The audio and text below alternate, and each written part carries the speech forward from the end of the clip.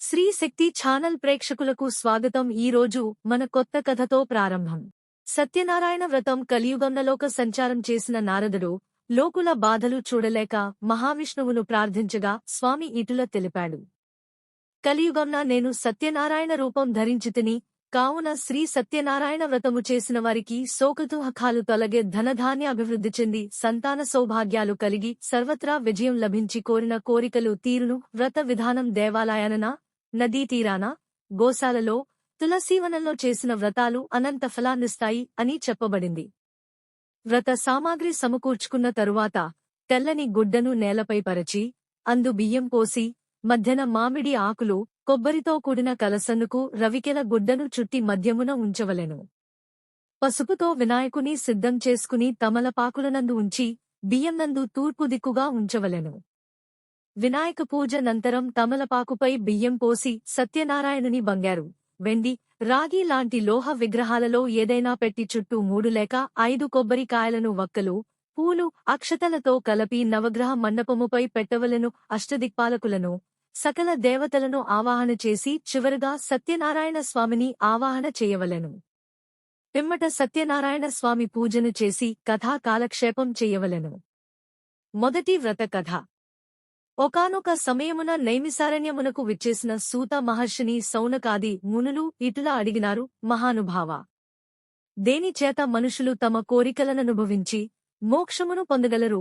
అందులకు సూత మహర్షి, శ్రీ సత్యనారాయణ వ్రతమే సకలధు ఖనివారిని. ఈ వ్రతంను ఏ రోజునైనను చేసి వ్రతానంతరం తీర్థప్రసాదాలు పుచ్చుకొనవలెను. ఈ వ్రతము చేసినవారు మోక్షంను పొందదరని మహావిష్ణువు నారదనకు తెలిపెను. కనుక జనులారా, సత్యనారాయణ వ్రతం చేసినచో మీ కోరికలు తీరునని సూత మహర్షి తెలిపెను. ఇది మొదటి వ్రతకథ. రెండవ వ్రతకథ. కాశీపట్టణమందు ఒక బీద బ్రాహ్మణుడు కలడు. ఆ బ్రాహ్మణునికి ఒకరోజు ఏమీ భిక్ష లభించక విచారంగా నుండును. శ్రీ సత్యనారాయణ స్వామివారు అతనిని చూచి జాలిపడి ఒక ముసలి బ్రాహ్మణ వేషంలో వచ్చి, నాయనా, నీ బాధ ఏమి అడిగాడు. అంతటా ఆ ముసలి బ్రాహ్మణుడు సత్యనారాయణ వ్రత విశేషం తెలిపి అదృశ్యుడాయను.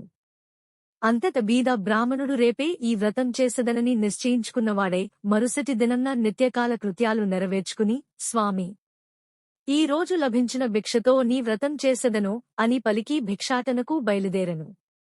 ఆనాటి వేళా విషయంన అతనికి విశేషమైన భిక్ష లభించెను.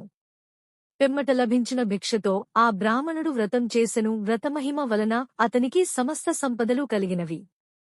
అప్పటినుండి ఆ బ్రాహ్మణుడు ప్రతి మాసం సత్యనారాయణ స్వామి వ్రతము చేసెను. ఆ బ్రాహ్మణుడు ఒకానొక ఏకాదశినాడు వ్రతము చేయుచుండగా కట్టెలమ్ముకునువాడు వచ్చి వ్రతమంతయు చూచి వ్రత మహిమ తెలుసుకొన్నవాడై తను కూడా తరువాతి దినంనాడు వ్రతం చేసెదనని పలికెను. తరువాతి దినన్నా కట్టెలమ్మగా మిక్కిలి విశేషంగా ధనం లభించింది. ఆ ధనంతో ఆనాడు వ్రతం చేసినవాడై అనతికాలనందు ధనవంతుడయ్యను. సత్యనారాయణ వ్రత విశేషం వల్ల బ్రాహ్మణుడు, కట్టెలమ్ముకునువాడు కోరికలు తీరి మోక్షమునొందినారు. ఇది రెండవ వ్రత కథ.